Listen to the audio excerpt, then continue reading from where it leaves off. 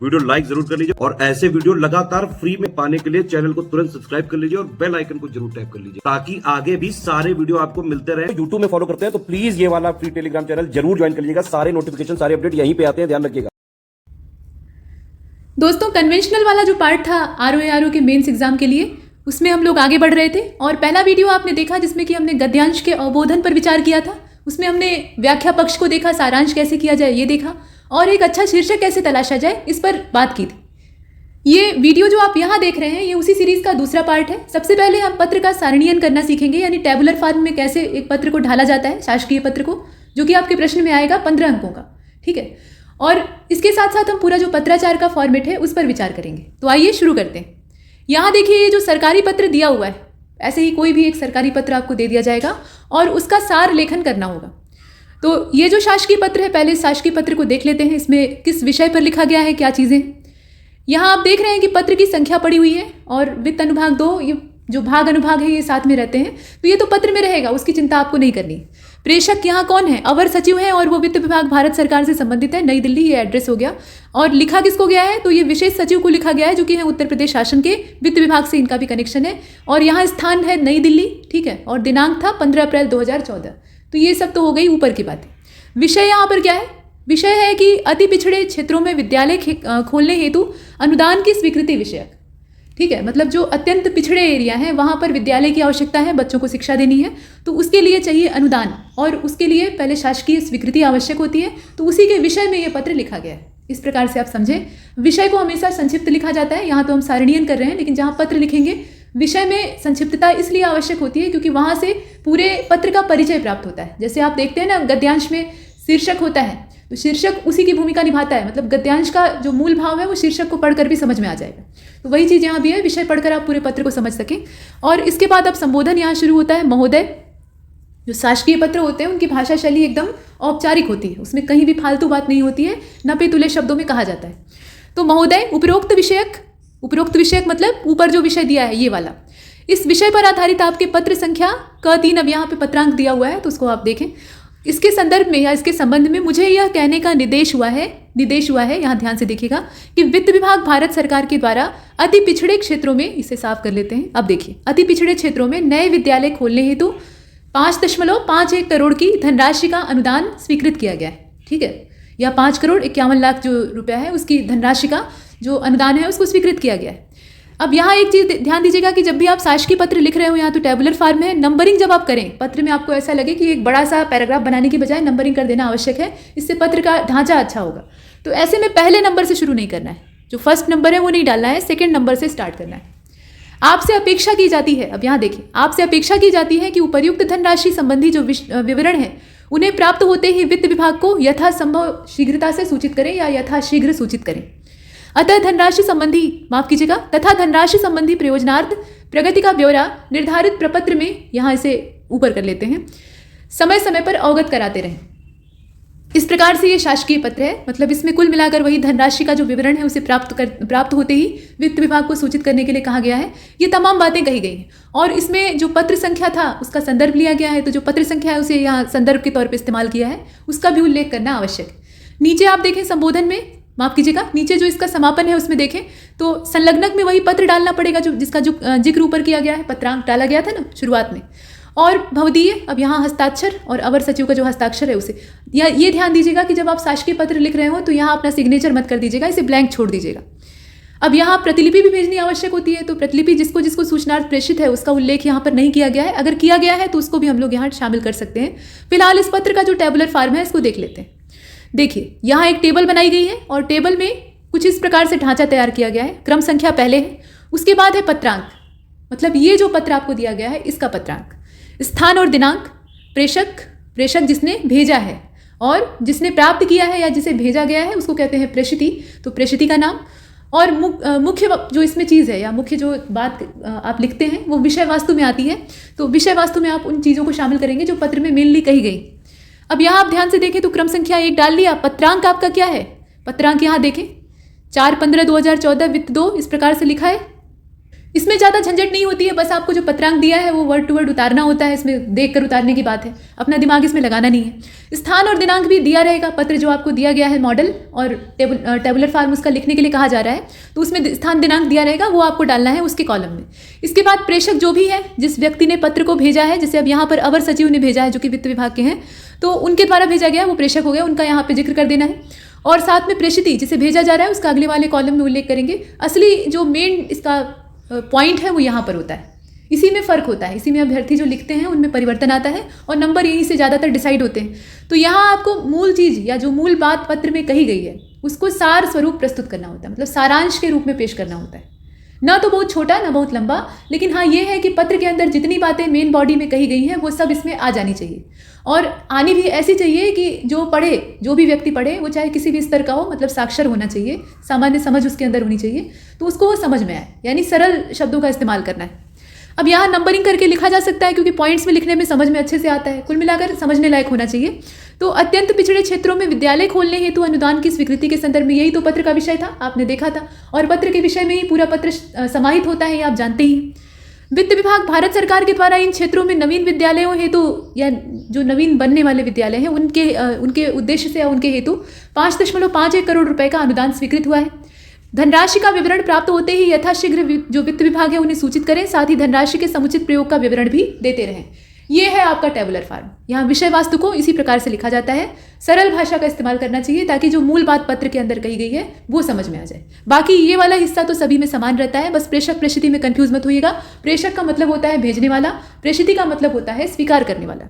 आगे बढ़ते हैं, यहाँ देखिए अगला वाला जो शासकीय पत्र है इसको भी आपको टेबुलर फॉर्म में लिखना है। तो प्रेषक का नाम यहाँ पे आप देखें, प्रेषक का नाम क्या, प्रेषक का पदनाम अ ब स, क्योंकि नाम यहाँ नहीं लिखा गया है, उसकी जगह अ ब स क ख ग इस प्रकार के शब्दों का भी इस्तेमाल किया जा सकता है, माफ कीजिएगा अक्षरों का इस्तेमाल किया जा सकता है।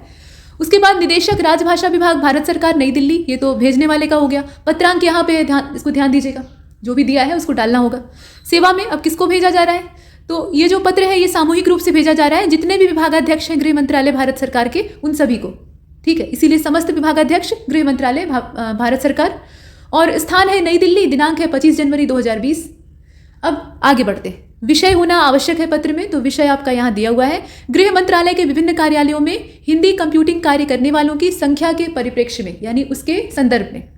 तो ये तो हो गया विषय, और विषय का उल्लेख या विषय का जो लिखने का काम है उसको सबसे पहले टेबुलर फॉर्म में मेन विषय वस्तु में करना चाहिए, क्योंकि वहीं से मूल भाव स्पष्ट हो जाता है, उसके नीचे आप भर दीजिए।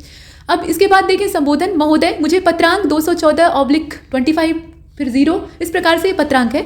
इसके परिप्रेक्ष्य में यह कहने का निर्देश हुआ है कि वर्तमान में गृह मंत्रालय के विभिन्न विभागों में हिंदी कंप्यूटिंग संबंधी कार्य करने वालों की संख्या सुनिश्चित की जाए, ठीक है, और वर्तमान में कार्यरत कर्मचारियों और रिक्तियों का ब्यौरा तैयार किया जाए। कार्यरत कर्मचारियों के विवरण हेतु निर्धारित जो प्रपत्र है वो संलग्न है, मतलब यहाँ संलग्नक आपके पास है, ठीक है, तो वो संलग्नक का जो उल्लेख है वो इस पत्र की मेन बॉडी में किया गया है। अतः समस्त विभागाध्यक्ष शीघ्र ही इस संबंध में आवश्यक कार्यवाही करें और आख्या भिजवाएं। अब ये तो हो गया पत्र आपका, भवदीय हस्ताक्षर अ ब स, निदेशक जिन्होंने भेजा था उनका नाम, ठीक है। संलग्नक क्या था, संलग्नक यहाँ पे देखें जितना भी प्रपत्र कर्मचारियों के कार्यरत कर्मचारियों के विवरण से जुड़ा हुआ था वो सब संलग्नक के तौर पे इस्तेमाल हुआ है, तो उसको यहाँ डालेंगे, यहाँ 1 करके जो ब्लैंक स्पेस दिया हुआ है उसमें डाल देंगे। इसके बाद अब यहाँ प्रतिलिपि किसको किसको भेजनी है, तो उसका उल्लेख असल में नहीं किया है। मान लीजिए अगर किया रहता तो आप चाहें तो विषय वस्तु या विषय मूल जो है उसमें थोड़ा सा संक्षेप में ही इस बात को यहाँ कह सकते हैं कि संलग्नक ये वाला था और प्रतिलिपि इन लोगों को भेजी जानी, ऐसा आप कह सकते हैं। इसमें कोई बुराई नहीं है, बल्कि पत्र का जो पूरा एक खाका है वो तैयार हो जाएगा या दिखेगा। अब देखते हैं इसको टेबल में कैसे रखा जाएगा। तो टेबल में बाकी चीज़ें तो आसान होती हैं, यहाँ आप एक नंबर डाल दीजिए या क्रम संख्या 2 डालनी पड़े नीचे, आवश्यकता ऐसी पड़ती है, यहाँ तो नहीं पड़ी है, पड़ती है तो डाल सकते हैं। अब इसके बाद देखिए पत्रांक, ठीक है, पत्रांक जो दिया है पत्र का जो भी पत्रांक है उसको डाल देंगे।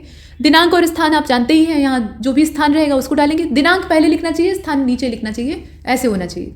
उसके बाद प्रेषक कौन है, तो निदेशक राजभाषा विभाग भारत सरकार नई दिल्ली, इन्होंने पत्र भेजा था तो ये प्रेषक हो गए। किसको मिलना था, तो गृह मंत्रालय भारत सरकार के जितने भी विभागाध्यक्ष थे सबको प्राप्त होना था, तो इसीलिए उनका जिक्र कर दिया। ये सब चीज़ें आपको वर्ड टू वर्ड पत्र से ही यहाँ छापनी है। अब यहाँ पर शुरू होता है विषय मूल। तो गृह मंत्रालय के उद्देश्य क्या है पत्र को लिखने का, वो हम लोग विषय में लिखते हैं, सब्जेक्ट जो लेटर का होता है, तो वही सब्जेक्ट तो पहले आपको यहाँ उतार देना है, मतलब अपने शब्दों में लिख ले तो ज़्यादा बेहतर रहेगा। गृह मंत्रालय के विभिन्न कार्यालयों में हिंदी कंप्यूटिंग का कार्य करने वालों की संख्या के संदर्भ में प्रेषित, मतलब इसी संदर्भ में या इसी उद्देश्य से इस पत्र को भेजा गया है। वर्तमान में कार्यरत हिंदी कंप्यूटिंग कर्मियों का ब्यौरा तैयार हो। यहाँ आप नंबरिंग कर लीजिए, रोमन अंकों का इस्तेमाल करना चाहें तो रोमन अंक इस्तेमाल कर सकते हैं, सामान्य जो डेसिमल प्रणाली है उसका इस्तेमाल करना चाहें तो वो कर सकते हैं, कोई दिक्कत नहीं। तो नंबरिंग करके लिखेंगे, देखने में अच्छा लगेगा। वर्तमान में कार्यरत हिंदी कंप्यूटिंग कर्मियों का ब्यौरा तैयार हो, मतलब कितने लोग काम कर रहे हैं, उनका पूरा जो प्रपत्र वगैरह है, मतलब उनके बारे में डिटेल इन्फॉर्मेशन है, वो संलग्नक के तौर पे हमने इस्तेमाल की है, तो वो ब्यौरा मांगा गया है।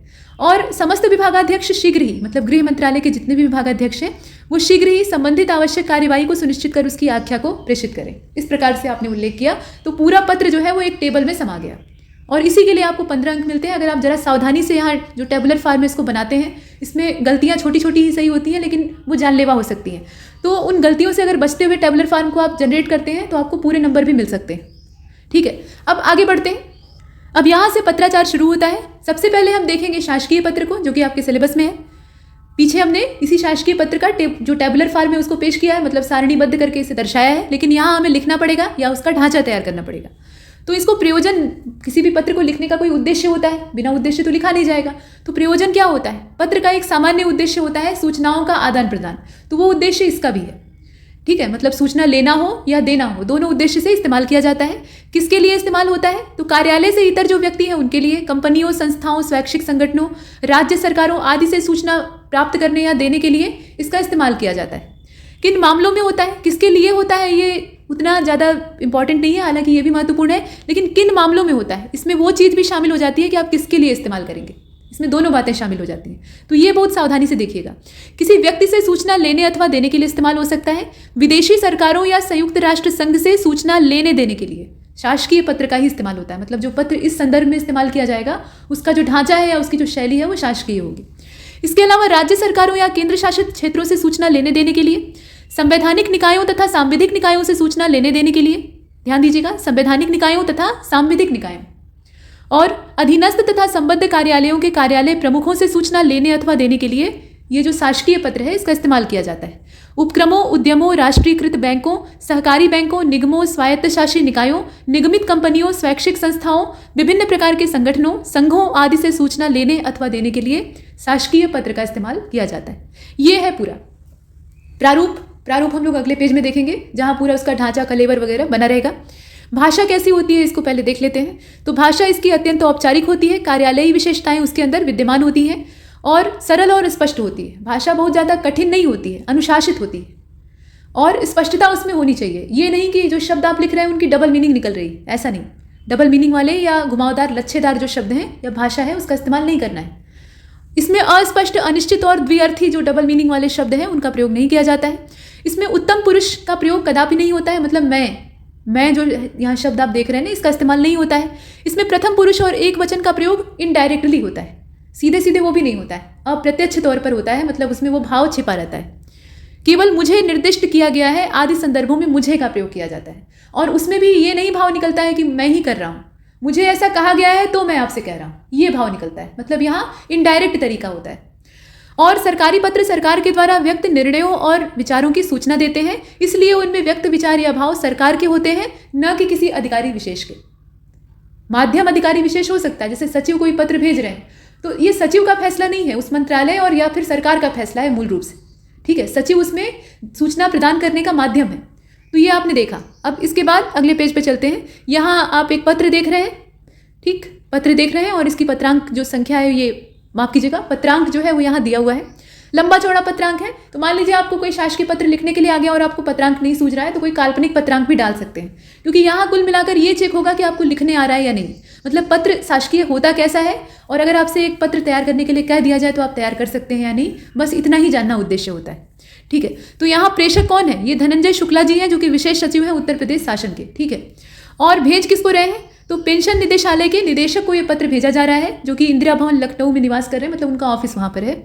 और यहाँ स्थान तो उत्तर प्रदेश शासन यानी सचिवालय की बात हो रही है, तो यहाँ लखनऊ जो स्थान है उसे डाल दिया गया है। दिनांक, पत्र का दिनांक है वही यहाँ डालने की आवश्यकता है। तो पत्र का दिनांक है 8 अप्रैल 2019। यहाँ तक तो हुआ, स्थान और दिनांक हमारा हो गया, चाहे तो इसे ऊपर नीचे लिख सकते हैं, स्थान ऊपर उसके बाद दिनांक। पत्रांक यहाँ दिया ही है। विषय आप देख रहे हैं, ये सरकारी पत्र का एक मानक प्रारूप। ठीक है, तो विषय यहाँ देख लीजिए, श्री हरिराम PCS 1999 के पेंशन राशिकरण उपादान प्रपत्रों का प्रेषण, ये है विषय। ठीक है, अब महोदय, यहाँ संबोधन कैसे किया गया है? महोदय श्री हरिराम पीसीएस, जो कि अपनी अधिवर्षता आयु के उपरांत दिनांक 31 मार्च 2019 को सेवानिवृत्त हो चुके हैं, से प्राप्त पेंशन राशिकरण प्रपत्रों की 2 प्रतियां संलग्न करते हुए मुझे यह कहने का निर्देश हुआ है, मतलब सरकारी ऑर्डर है जो कि इन्हें अपने मुंह से या अपनी लेखनी से सुनाना है। तो मुझे निर्देश हुआ है कि श्री हरिराम के पक्ष में कोई देयता, मतलब कोई देनदारी अधिशेष नहीं है। देयता का मतलब क्या होता है? कोई देने वाली जो चीज़ है वो अधिशेष नहीं है। अतः इनका पेंशन राशिकरण उपादान प्राधिकार प्रपत्र निर्गत करते हुए इसकी सूचना शासन को यथासंभव उपलब्ध कराने का कष्ट करें, क्योंकि ये आदेश शासन का ही है। ठीक है, तो ये हो गया पत्र का मूल भाग, और ये ज़्यादा इंपॉर्टेंट होता है। मान लीजिए यहीं पर अगर बात बहुत लंबी होती हुई दिखाई देती, ऐसा लगता कि उसमें कई तरह के पक्ष हमें दिखाने हैं। पहले पक्ष में, मतलब पत्र के एक भाग में हमें कुछ पीछे की घटनाएं या बीती हुई बातों का स्मरण कराना आवश्यक है, और उसके बाद पत्र के अगले हिस्से में आगे की जो रणनीति या आगे का जो निर्देश है उसको बताना आवश्यक है। तो पत्र को 2 टुकड़ों में बांट दीजिए, यानी पहले वाले को पैराग्राफ में लिख दीजिए और उसके बाद दूसरे वाले में 2 नंबर डाल के नंबरिंग कर दीजिए। अगर तीसरे पैराग्राफ की आवश्यकता है तो 3 नंबर डालकर नंबरिंग कर दीजिए। ऐसे किया जा सकता है, इससे पत्र देखने में सुबोध लगता है। संलग्नक यथोक्त, अब यहाँ संलग्नक क्या था उसको आप चाहें तो वर्ड टू वर्ड लिख सकते हैं, लेकिन लिखने की आवश्यकता नहीं है जब इस तरह के शब्द आपके पास है।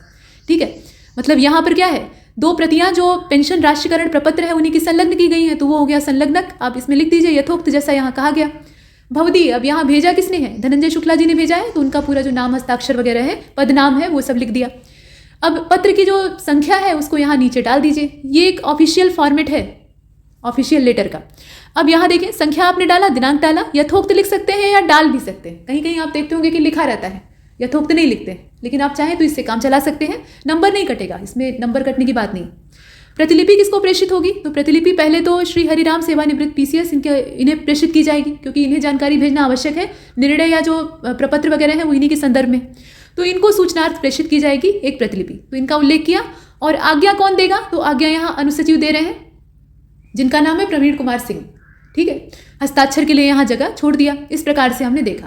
तो ये शासकीय पत्र का पूरा एक ढांचा है, जिसे कि आप यहाँ देख रहे हैं, और ढांचे को भरा गया है, मतलब एक पत्र ही आपको दिया गया है। आगे बढ़ते हैं, यहाँ आप देखें अर्धशासकीय पत्र। ठीक है, तो अर्धशासकीय पत्र में पहले तो आपको प्रयोजन पता होना चाहिए कि इसका उद्देश्य क्या है लिखने का। किसी भी मामले पर विशेष ध्यान आकर्षित कराने हेतु अर्धशासकीय पत्र का सहारा लिया जाता है। वैसे तो किसी मामले पर ध्यान दिलाने के लिए हम शासकीय पत्र का भी इस्तेमाल कर सकते हैं, लेकिन जब लगे कि ये ऑफिशियली बात करके और औपचारिकता निभा के काम निकल नहीं रहा है और उसके लिए थोड़ी व्यवहारिकता लानी आवश्यक है, मतलब प्रेम आग्रह या अनुरोध करने की आवश्यकता है व्यक्तिगत तौर पे, तो ऐसी स्थिति में अर्धशासकीय पत्रों का इस्तेमाल किया जाता है। या मान लीजिए किसी को कोई निर्देश दिया गया था, कोई पत्र भेजा गया था, आदेश वगैरह मिला था और उसका वो पालन नहीं कर रहा है। 2 अधिकारियों के बीच में ही ये पत्राचार होता है। तो एक अधिकारी जो है वो निर्देशों का पालन नहीं कर रहा है, या कोई सूचना मांगी गई थी अभी तक उसके यहाँ लटकी हुई है, काफ़ी समय बीत गया है, तो उसे रिमाइंडर भेजा जाता है। मतलब वो शासकीय पत्र का ही पूरा ढांचा होता है, अभी हम लोग आगे देखेंगे। और उसमें ऊपर अनुस्मारक लिखा होता है, अनुस्मारक कौन से नंबर का भेजा गया है वो लिखा होता है। उसमें याद दिलाया जाता है कि आपको इस काम के लिए कहा गया था, आपने अभी तक जवाब नहीं दिया, ये काम किया नहीं। अगर अनुस्मारक का भी कोई उत्तर न मिले, आमतौर पे मिल जाता है, मान लीजिए 3 बार आपने रिमाइंडर भेजा तब भी कोई प्रतिक्रिया नहीं हुई, तो ऐसी जो कंडीशन होती है उसमें अर्धशासकीय पत्र तब लिखा जाता है, वहाँ भी ये काम आते हैं। और वो व्यक्तिगत होता है, मतलब उस अधिकारी को विशेष रूप से मित्रवत शैली में जो एक सक्षम अधिकारी है वो भेजता है कि महोदय आपका ध्यान या प्रिय आपका ध्यान इधर आकर्षित कराने की आवश्यकता थी और कृपया इस मुद्दे पर विशेष ध्यान देने की कृपा करें। इस प्रकार से मतलब मित्रवत शैली में उसको लिखते हैं। तो आइए देखते हैं इस शैली को। और ये जो पत्र होते हैं इनकी प्रवृत्ति गोपनीय होती है, मतलब ये गुप्त अंदाज में होते हैं, चूंकि व्यक्तिगत हैं, मतलब 2 व्यक्तियों के बीच की बात है। ये ऑफिशियल नहीं होते हैं कि पूरे कार्यालय में डंका बजा के इन्हें बांटा जा रहा है। ये जिस व्यक्ति के लिए है उसी के पास जाते हैं। तो इनका जो एक तय प्रारूप है वो अधिकतर लोगों को पता नहीं होता है। तो कुछ लोग क्या करते हैं कि इसमें विषय लिख देते हैं। ठीक है, अर्धशासकीय पत्र में विषय लिख देते हैं, जो कि नहीं लिखना चाहिए। सही तरीका यही है, क्योंकि आप पढ़ते हैं कि इनकी जो शैली है वो नितांत अनौपचारिक होती है, मतलब उसमें औपचारिकता नहीं होती है, शैली मित्रवत होती है, प्रेम पूर्ण होती है। तो इस प्रकार की जो शैली है, मित्रवत शैली का मतलब समझ रहे हैं। आप अपने मित्र को पत्र लिखते हैं या किसी अपने को पत्र लिखते हैं तो क्या उसमें संबोधन डालते हैं पहले कि प्रिय मित्र सुरेश, और उसके बाद आप नीचे लिखें विषय। ठीक है, विषय, और उसके बाद उसमें लिखें कि तुम्हारा हाल चाल पूछने के उद्देश्य से लिखा गया पत्र, और उसके बाद तब पत्र की मेन बॉडी को लिखना शुरू करें। आपने कभी ऐसा किसी अपने को पत्र भेजा है? आजकल तो लेटर का ज़माना ही नहीं है, लेकिन क्या आप ऐसा करेंगे? नहीं करेंगे। ठीक है, तो वही चीज़ यहाँ अर्धशासकीय पत्र में भी होती है, विषय नहीं लिखा जाता है। औपचारिकता कोई भी निभानी यहाँ नहीं चाहिए, मतलब ऐसा जो पत्र का प्रारूप है वो समर्थन देता है। अब इसके बाद आप देखें प्रयोजन, तो वही व्यक्ति विशेष का ध्यान किसी कार्य विशेष की ओर आकर्षित कराने के लिए। अच्छा, किसके बीच में पत्राचार होता है इसको देख लीजिए। तो राजपत्रित अधिकारियों के बीच में और गैर सरकारी संस्थाओं के अधिकारियों के बीच में, मतलब दो सक्षम लोगों के बीच में होता है, बराबरी के लोगों के बीच में होता है, क्योंकि मित्रता बराबरी वालों से ही होती है। अब इसके बाद देखिए किन मामलों में होता है। तो पहला मामला तो आपको वही बता दिया गया कि बार बार आपने रिमाइंडर भेजा तब भी जवाब न मिले तो आप उस कार्यालय के जो विशेष अधिकारी हैं, जहाँ मतलब जिसके अंडर में ये सारे काम होने हैं, उसे मित्रवत शैली में अर्ध सरकारी पत्र लिख सकते हैं। अब यहाँ किन मामलों में होता है वो चीज़ स्पष्ट तौर पर लिख दी गई है। सामान्यतः अगर देखा जाए तो समान स्तर के जो राजपत्रित अधिकारी होते हैं, अभी कहा गया ना दोस्ती बराबर वालों में होती है, तो वही चीज़ है। समान स्तर के जो राजपत्रित अधिकारी होते हैं उनके आपसी पत्र व्यवहार में विचारों या सूचनाओं के आदान प्रदान या प्रेषण के लिए इसका प्रयोग किया जाता है। और जब किसी अधिकारी का ध्यान व्यक्तिगत रूप से किसी मामले की ओर दिलाना अपेक्षित हो, जैसे अभी आपने देखा अनुस्मारक वाला, तो ऐसे मामलों में इसका इस्तेमाल किया जाता है। या फिर किसी विषय पर अधिकारी की निजी सम्मति के लिए, मतलब कोई विषय है उस पर आपने फैसला लिया, या मान लीजिए कि आपने मन में सोचा कि ऐसे करना ठीक रहेगा, आपने अपने विभाग में घोषणा कर दी कि ऐसे ऐसे ये जो रोड मैप है इसका तैयार होगा, लेकिन योजना जो होती है वो किसी खास विभाग तक तो सीमित होती नहीं है, उसमें और जो प्रशासन के अमले हैं या जो अन्य विभाग हैं वो भी जुड़े रहते हैं, कहीं ना कहीं उनका भी उसमें लगाव रहता है। तो ऐसे में उस संबंधित विभाग के अधिकारी से आप सलाह मशवरा करना चाहते हैं कि भाई मैंने ऐसा फैसला लिया है, क्या ये सही है, या इस प्रकार का हमारे विभाग का निर्णय है, क्या आप उससे सहमत हैं, आप अपनी ओर से कोई निजी राय देना चाहते हैं, अभिमत देना चाहते हैं। तो इस प्रकार की बातचीत करने के लिए ये जो अर्ध सरकारी पत्र हैं उनका इस्तेमाल होता है।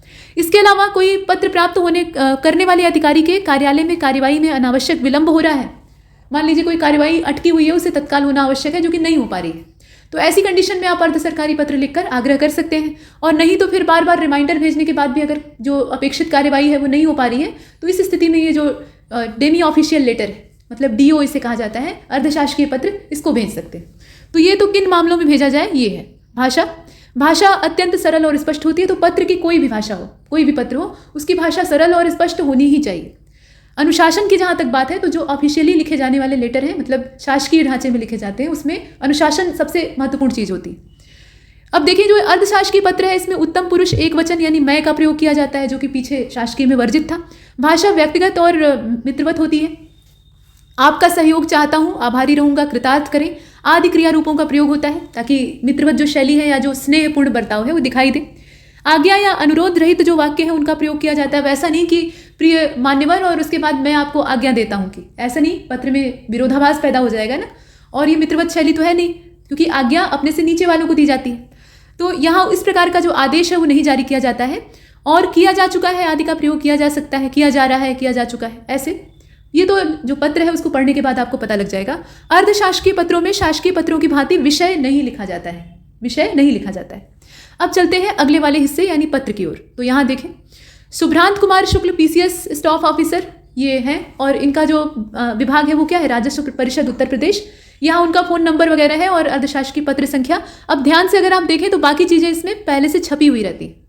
ये जो लोगो है उत्तर प्रदेश सरकार का ये छपा रहता है। इसके अलावा जो भेजने वाले व्यक्ति हैं, प्रेषक हैं, उनका नाम यहाँ रहता है, उनका फ़ोन नंबर पता वगैरह रहता है, उनका विभाग रहता है। ये पंजीकृत जो रजिस्टर्ड डाक होती है उससे या फैक्स के थ्रू गया है। और उसके साथ साथ अर्धशासकीय पत्र संख्या यहाँ लिखी जाती है। ध्यान दीजिएगा कि पत्रांक अगर आपको लिखना है तो या तो बीच में लिख लीजिए, ठीक है, किसी भी पत्र में पत्रांक अगर आपको लिखना है तो या तो बीच में सबसे ऊपर लिख लीजिए, और नहीं तो वहाँ नहीं लिखे तो दाहिनी तरफ लिखना चाहिए, दिनांक और स्थान से ऊपर इसको लिखना चाहिए आमतौर पे। वैसे पत्रों में इसका विरोध भी या जो अपवाद है वो भी दिख जाता है। अब जैसे आप यहाँ देख रहे हैं लखनऊ ऊपर लिख दिया गया है, तो चूंकि ये जो पत्र आप देख रहे हैं इसका मास्ट हेड पहले से छपा हुआ है। आपने लेटर पैड देखा है, जैसे कोई व्यक्ति अपने नाम का लेटर पैड बनवाता है, अपने लिए ऑफिशियली उसको बनवाता है या प्रोफेशनल तरीके से बनवाता है, तो उसमें उसका मास्ट हेड यानी ऊपर का जो पूरा बैंड जैसा या पट्टी जैसा हिस्सा होता है वो छपा हुआ होता है। उसमें उस व्यक्ति का नाम होता है, उसका पद नाम, ऑफिस का पता वगैरह होता है, और नीचे जो पूरा सादा पन्ना है जहाँ लिखने की जगह होती है वो खाली होती है, उसको बाद में भरा जाता है।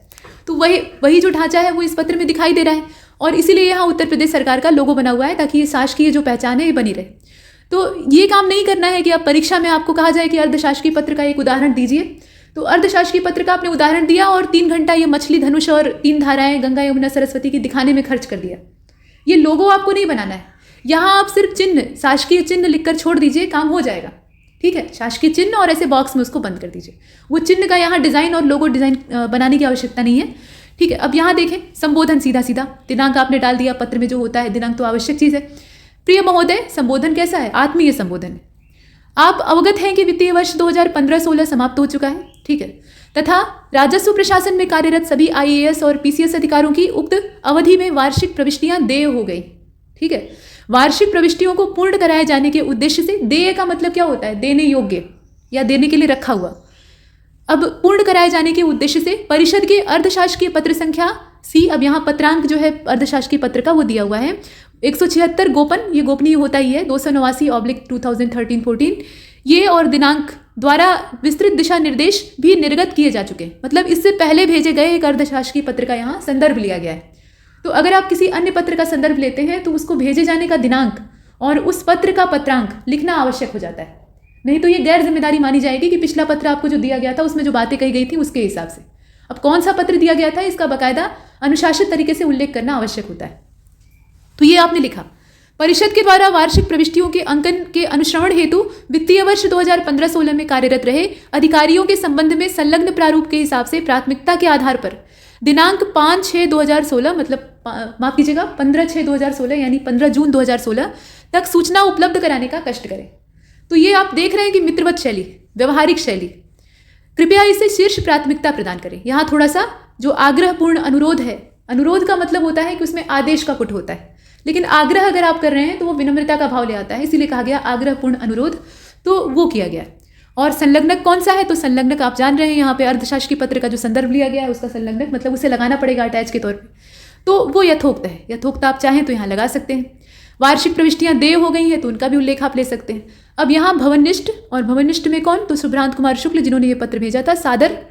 और सादर के बाद अब यहाँ देखिए जिसे भेजा गया था, प्रेषिती जो था उसका नाम यहाँ पर होता है नीचे बाईं ओर, ठीक है, बाईं ओर यहाँ नीचे साइड में लिखा जाता है, दाहिनी ओर मत लिखिएगा।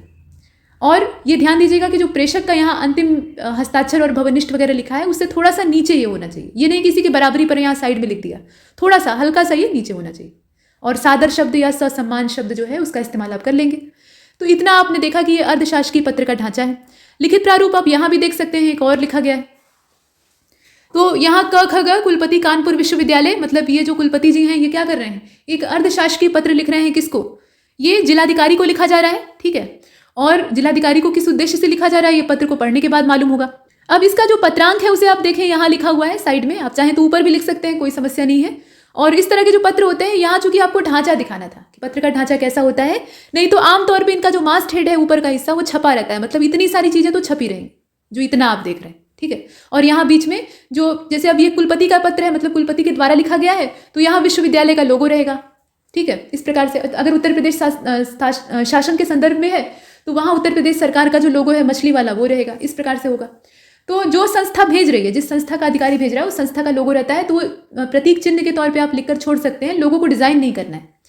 अब इसमें चूंकि दर्शाना था लिखित प्रारूप, तो यहाँ देखें अर्धशासकीय पत्र संख्या डाल दिया गया, पत्रांक आपने देखा, छत्रपति शाहू जी महाराज विश्वविद्यालय कानपुर, कानपुर विश्वविद्यालय का ये पूरा नाम है। दिनांक यहाँ जो पत्र को भेजे जाने की तारीख है उसको आप डालेंगे, और उसके बाद सीधा बिना लाग लपेट का संबोधन स्टार्ट करेंगे, प्रिय श्री अ ब स। अब ये जो श्री अ ब स है ये कौन है? तो यहाँ आप देख रहे हैं इस प्रकार से का मतलब यह है कि यहाँ नीचे देख लीजिए, अ ब स किसको संबोधित किया गया है? ये जिलाधिकारी महोदय हैं जो कि कानपुर नगर के हैं, मतलब कानपुर नगर में कार्यरत हैं, और इन्हें आमंत्रित किया गया है। तो यहाँ वही चीज़ है, मुझे यह सूचित करते हुए हर्ष हो रहा है। यहाँ देखिए बिना किसी लाग लपेट के सीधा अपने तय कहा गया है। जैसे शासकीय पत्र में होता है ना, लिखते हैं कि मुझे यह कहने का निर्देश हुआ है, तो वहाँ ये होता है कि आप नहीं कह रहे हैं, कोई दूसरा आपसे कहलवा रहा है, लेकिन यहाँ आप सीधा सीधा कह रहे हैं डायरेक्टली। तो मुझे यह सूचित करते हुए हर्ष हो रहा है कि छत्रपति शाहू जी महाराज विश्वविद्यालय कानपुर ने अपने 25 गौरवशाली वर्ष संपूर्ण किए, और इसी अवसर पर एक वार्षिक कार्यक्रम या वार्षिक समारोह का आयोजन विश्वविद्यालय परिसर में निर्धारित है, ठीक है, ये बात है।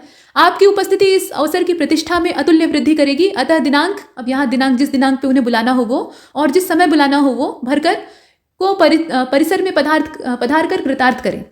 ससम्मान, और ये जो ससम्मान है ना, इसको यहाँ नहीं लिखा जाता है, यहाँ बीच में लिखा जाता है, बीच में नीचे। इतना लिखने के बाद जरा सा नीचे करके ये भवनिष्ठ और यहाँ हस्ताक्षर क ख ग कुलपति छत्रपति शाहू जी महाराज विश्वविद्यालय, इस प्रकार से। और थोड़ा सा और नीचे चले जाएंगे, मतलब इतना लिखा, इतना सारी चीज़ों का फॉर्मेट तैयार किया। अब ये जो भवनिष्ठ वाला हिस्सा है, इससे जरा सा नीचे, मतलब एक लाइन के फर्क पे बाईं ओर जो प्रेषिती है उसका पता लिखेंगे, मतलब प्रेषिती का नाम लिखेंगे, उसके बाद उसका पद नाम लिखेंगे, पता वगैरह लिखेंगे। ये सब चीज़ें यहाँ लिखी जाती हैं, बाईं तरफ लिखी जाती हैं। और ये जो प्रेषक का यहाँ पे हस्ताक्षर का काम खत्म हुआ है, उससे जरा सा नीचे ये अर्धशासकीय पत्र का ढांचा है, इसमें कहीं भी विषय नहीं होता है। अब चलते हैं कार्यालय ज्ञाप या ज्ञापन की ओर। तो इसका प्रयोजन क्या होता है? जैसा कि इसमें शब्द दिया है कार्यालय, तो कार्यालय से निश्चित रूप से इसका संबंध होता है विभागों, मंत्रालयों एवं कर्मचारियों को सूचना देने अथवा सूचना मांगने के लिए, दोनों ही उद्देश्य से। संबद्ध अधीनस्थ कार्यालय के साथ पत्र व्यवहार करने के लिए भी इन कार्यालय ज्ञाप का इस्तेमाल किया जा सकता है। किसके लिए होता है? तो मंत्रालयों के लिए हो सकता है, विभागों के लिए हो सकता है, कार्यालयों के लिए भी हो सकता है और कर्मचारियों के लिए भी हो सकता है। किन मामलों में हो सकता है? तो पत्र का प्रयोग दो मंत्रालयों के बीच में नहीं किया जाता है, इसलिए अन्य मंत्रालयों और विभागों से पत्र व्यवहार करने के लिए इसका इस्तेमाल किया जाता है। ठीक, ये ध्यान दीजिएगा, जहां कंडीशन है वहां ध्यान देना है। विभाग में काम करने वाले जो कर्मचारी हैं उनसे सूचना मांगने या उन्हें सूचना प्रेषित करने के लिए कार्यालय ज्ञाप का इस्तेमाल किया जाता है। संबद्ध अथवा अधीनस्थ कार्यालयों के साथ पत्र व्यवहार में भी ये इस्तेमाल होता है। तो कई सारे इसके प्रयोग हैं, इन्हें आप ध्यान देंगे। प्रारूप नीचे दिया गया है, उसको अभी देखेंगे। पहले भाषा देख लेते हैं। तो भाषा कैसा?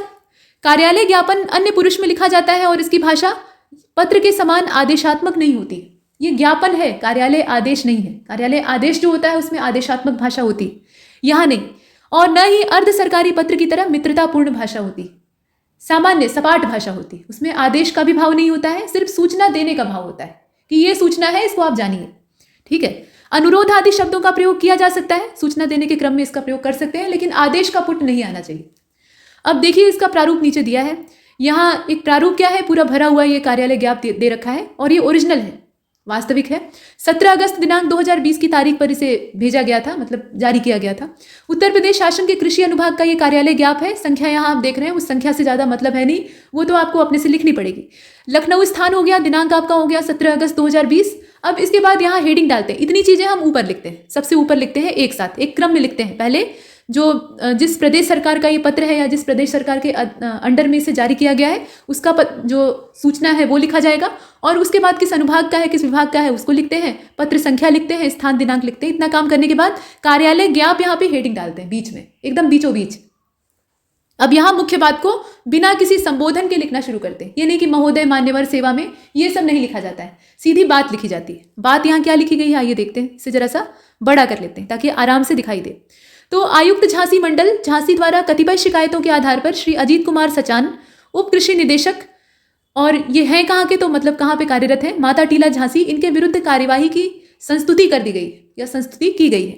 अतः प्रशासनिक आधार पर श्री अजीत कुमार सचान, उप कृषि निदेशक, माता टीला झांसी को स्थानांतरित करते हुए उप कृषि निदेशक एटा के पद पर तैनात किए जाने के लिए या किए जाने की श्री राज्यपाल द्वारा या श्री राज्यपाल एतद द्वारा स्वीकृति प्रदान करते हैं।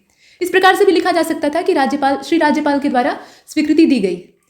और इसमें दूसरा पॉइंट, अब यहाँ थोड़ा सा औपचारिकता का पालन करना जरूरी होता है। अब यहाँ नंबरिंग करना जरूरी हो गया था क्योंकि बात का मोड थोड़ा सा चेंज हो रहा था। बात वही है लेकिन उसके दूसरे पक्ष को हमें दिखाना है, तो नंबरिंग करेंगे। तो पहला नंबर नहीं डालेंगे, पहले नंबर में हम सीधा पैराग्राफ लिखेंगे बिना कोई नंबरिंग किए, और यहाँ जब दूसरा पैराग्राफ लिखने लगेंगे तो वहाँ नंबर डाल देंगे दूसरा।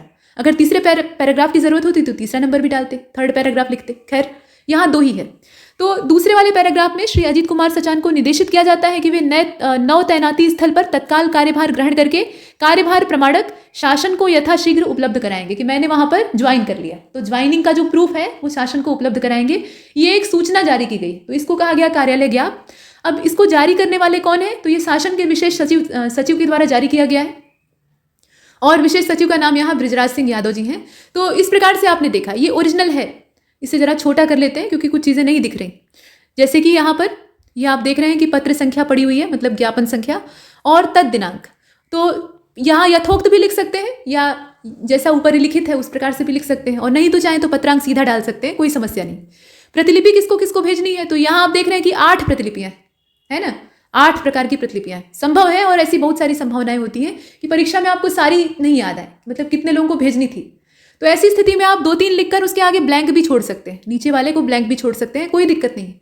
प्रतिलिपि पर आपको उतना नंबर नहीं मिलना है। मूल जो पत्र का ढांचा है, मेन जो बॉडी है और मूल जो प्रारूप का पूरा डिजाइन है, उसमें कहीं चूक नहीं होनी चाहिए, वो त्रुटि रहित होना चाहिए। वहां अगर त्रुटियां होंगी तो नंबर कटेंगे। एक आध प्रतिलिपियां कम भी जोड़ेंगे, कम भी दिखाएंगे तो भी चल जाएगा, उसकी जगह ब्लैंक स्पेस ऐसे छोड़ दीजिएगा। फिलहाल यहाँ किसको किसको भेजी गई है तो महालेखाकार उत्तर प्रदेश इलाहाबाद, कृषि निदेशक उत्तर प्रदेश लखनऊ, अपर कृषि निदेशक प्रशासन कृषि भवन लखनऊ और मंडलायुक्त और जिलाधिकारी जो संबंधित है, मतलब झांसी और एटा जिले के जो जिलाधिकारी और मंडलायुक्त है उन्हें तो पता होना ही चाहिए, क्योंकि ज्वाइनिंग जो नई होती है वो उनकी जानकारी के बिना नहीं हो सकती है।